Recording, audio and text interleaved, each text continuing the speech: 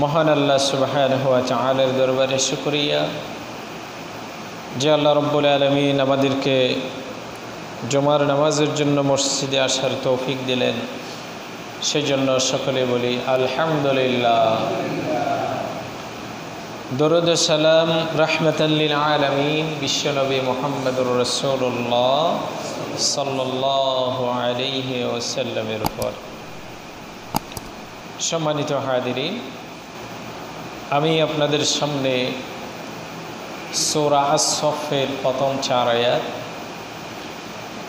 আলোচনা তেলাওয়াত করেছি এবং রাসূলুল্লাহ সাল্লাল্লাহু আলাইহি ওয়াসাল্লামের মুসনাদে আহমদ, ইবনে হিব্বান, সহিহুত তারগিব এই হাদিসের ভিতর থেকে ওই কিতাবগুলোর ভিতর থেকে একটি হাদিস আপনাদের সামনে তেলাওয়াত করেছি।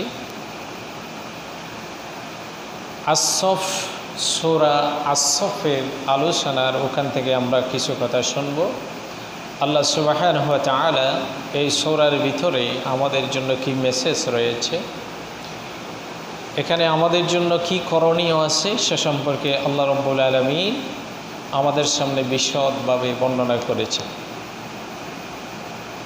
প্রথমত এই আয়াত, এই সূরাটি সূরা আস-সফ, এটা কোরআনুল কারীমের 28 নম্বর পারাতে আছে। এই সূরার ভিতরে 14টি আয়াত আছে এবং 61 নম্বর সূরা কোরআনুল কারীমের। আল্লাহ সুবহানাহু ওয়া তাআলা এই সূরার মাঝে মুমিনদের জন্য 8টি কথা মুমিনদের সামনে বর্ণনা করেছে। আল্লাহ সুবহানাহু ওয়া তাআলার নিজের পরিচয় সহ। তার আগে আমরা এই সূরাটি কখন নাজিল হয়েছে, আমরা রাসূলুল্লাহ সাল্লাল্লাহু আলাইহি ওয়াসাল্লামের একটি হাদিসে এসেছে যে আসবাবে নুজুল একটি কিতাব আছে, এখানে এসেছে রাসূল সাল্লাল্লাহু আলাইহি ওয়াসাল্লাম এই সূরাটি আল্লাহ রাব্বুল আলামিন নাজিলের প্রেক্ষাপটে 2টি বর্ণনা আছে। একটা হচ্ছে উহুদের যুদ্ধের পরে, আরেকটি বর্ণনা আছে যে খন্দকের যুদ্ধের পরে এই সূরাটি নাজিল করা হয়েছে। এই সূরার ভিতরে মূল আলোচ্য বিষয় হচ্ছে ঈমানদারদেরকে কেন্দ্র করে বলা হয়েছে। ঈমানদারদের আমল সম্পর্কে, ঈমানদারদের করণীয় সম্পর্কে এখানে এই সূরার ভিতরে বলা হয়েছে। হযরত আবি সালমা আব্দুল্লাহ ইবনে সালাম রাদিয়াল্লাহু তাআলা আনহুম, ওনারা এই হাদিসটি রওয়ায়াত করেছেন। তাফসিরে ইবনে কাসিরের ভিতরে এসেছে, আল্লাহ রাসূল সাল্লাল্লাহু আলাইহি ওয়াসাল্লাম বলতেছে, قال رسول الله صلى الله عليه وسلم قعدنا نفر من أصحاب النبي صلى الله عليه وسلم, যখন রাসূলুল্লাহ সাল্লাল্লাহু আলাইহি ওয়াসাল্লামের সাহাবীদের মাঝে ইসলামের আমলগুলা পালন করতে গিয়ে যখন বেশি চাপ আসত,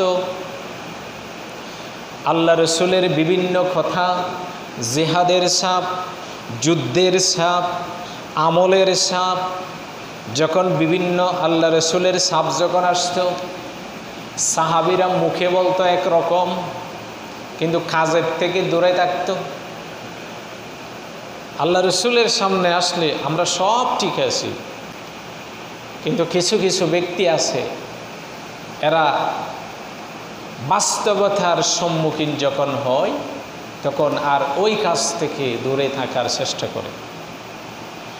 এ ধরনের চরিত্র যাদের আছে তাদের সম্পর্কে এবং যারা দুর্বল ঈমানের অধিকারী ছিল তাদের সম্পর্কে, আর যারা মুনাফিকি চরিত্র ছিল তাদের সম্পর্কে,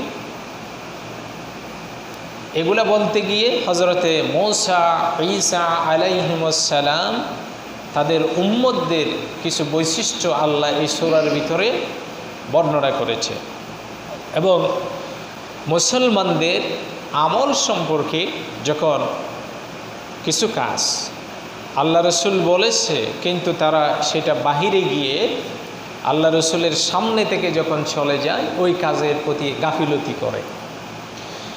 আবার কিছু কিছু সাহাবী এমন ছিল যে নিজেরা খুব আগ বাড়িয়ে কথা বলতো, যে আল্লাহ রসুল সাল্লাল্লাহু আলাইহি ওয়াসাল্লাম যেটা চাই নাই তার চাইতে বেশি আগ বাড়িয়ে কথা বলতো। এজন্য এই সূরার মাঝে বলেছে ইয়া আইয়ুহাল্লাযীনা আমানু লিমা তাকুলুনা মা লা তাফআলুন। আল্লাহ প্রশ্ন করেছে, জানাই দিছে, হে ইমানদারগণ তোমরা যেটা করো না সেটা বলো কেন? মানে রাসূলুল্লাহ সাল্লাল্লাহু আলাইহি ওয়াসাল্লামের সামনে, মানুষের সামনে এমন কিছু কথা বলতো আল্লাহ রাসূল সাল্লাল্লাহু আলাইহি ওয়াসাল্লাম যতটুকু চাই নাই তার সেই আবেগ দিয়ে বেশি বুঝাইতো, মানে নিজেরই ইমানদার পরিচয় দেওয়াইতো। তাদেরকে বলা হয়েছে এই জাতীয় চরিত্রের মানুষ যেগুলো ছিল তাদের সম্পর্কে এই সূরাতে আল্লাহ রাব্বুল আলামিন বলেছে। এগুলা যা বলেছে এটা হচ্ছে এই সূরার বিষয়বস্তু। সর্বশেষ আল্লাহ সুবহানাহু ওয়া তাআলা এই সূরার 9 নম্বর আয়াতে ঈমানদারদেরকে বলেছেন ইয়া আইয়ুহাল্লাযীনা আমানু হাল আদুল্লুকুম আলা তিজারাতিন তুনজিকুম মিন আযাবিন আলীম তুমিনুনা বিল্লাহি ওয়া রাসূলিহি ওয়া তুজাহিদুনা ফি সাবিলিল্লাহ। আল্লাহ বলেছে, হে ঈমানদারগণ আমি তোমাদেরকে কি এমন একটা ব্যবসার কথা বলে দেব না? কিসের কথা বলছে? ব্যবসার কথা। হাল আদুল্লুকুম আলা তিজারাতিন, ব্যবসার কথা। এখন ব্যবসাটা কিসের? আল্লাহ ব্যবসার কথা বলে কি বলতেছে? তুমিনুনা বিল্লাহ। 1 নম্বর ব্যবসা আল্লাহর উপর ঈমান, 2 নম্বর ব্যবসা রাসূলের প্রতি ঈমান, 3 নম্বর ওয়া তুজাহিদুনা ফি সাবিলিল্লাহি বিআমওয়ালিহিম, তোমরা আল্লাহর রাস্তায় জিহাদ করবে তোমাদের নিজে এবং মাল দিয়ে। তাহলে ব্যবসা কয়টা ব্যবসার কথা বলছে? 4টা। এখন দেখেন আল্লাহ এখানে স্বয়ং এটাকে ব্যবসা শব্দ উল্লেখ করে বলেছে, তিজারাতান, ব্যবসা। এখন ব্যবসাটা কি হবে এ সম্পর্কে আমরা বিস্তারিত ধারাবাহিকভাবে বলবো। আজকে যেহেতু সূরা প্রথম 4 আয়াত সম্পর্কে আমরা শুরু করেছি, এই 4 আয়াত সম্পর্কে আলোচনা করব। এই আয়াতগুলোর তরজমা হচ্ছে বাংলা অনুবাদ। আল্লাহ রাব্বুল আলামিন বলতেছে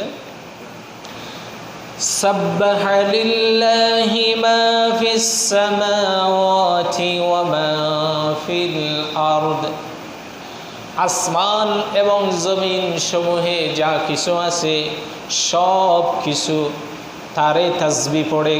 কার তাসবিহ পড়ে? আল্লাহ। ওয়া হুয়াল আজিজুল হাকিম, তিনি মহাবিচারক। হাকিম, হাকিম মানে কি? কথা বলেন না, হাকিম মানে কি? বিচারক। তাহলে এখানে বিচারকের কথা কেন বলছে? আল্লাহ বুঝাতে চাইছে আসমান জমিনে যা আছে সব আমারই তাসবিহ পড়ে, আল্লাহর তাসবিহ পড়ে। আবার শেষে বলতেছে ওয়া হুয়াল আজিজুল হাকিম, তিনি মহাবিচারক। তাহলে তাসবিহ পড়ার সাথে বিচারের কি সম্পর্ক? বিচারক বলার কারণ কি? এরপরে আসে এবার ঈমানদারদেরকে বলা শুরু করছে। এখানে কাফেরদের দিয়ে কোনো শুরু করে নাই, ঈমানদারদেরকে বলতেছে। এবার 2 নম্বর আয়াতে ইয়া আইয়ুহাল্লাযীনা আমানু লিমা তাকুলুনা মা লা তাফআলুন, হে ঈমানদারগণ লিমা তাকুলুন, কেন তোমরা বলো, কেন বলো মা লা তাফআলুন, যেটা করো না, যে কাজ তোমরা করো না সেই কথা কেন বলো? কাদেরকে বলছে? আওয়াজ দিয়ে বলেন না, কাদেরকে বলছে? ঈমানদারদেরকে, যারা ঈমান এনেছে বলে স্বীকার করেছে তাদেরকে। আল্লাহ এবার বলতেছে 3 নম্বরে কাবুরা মাকতান, কাবুরা বড়, মাকতান আল্লাহ খুব রাগান্বিত।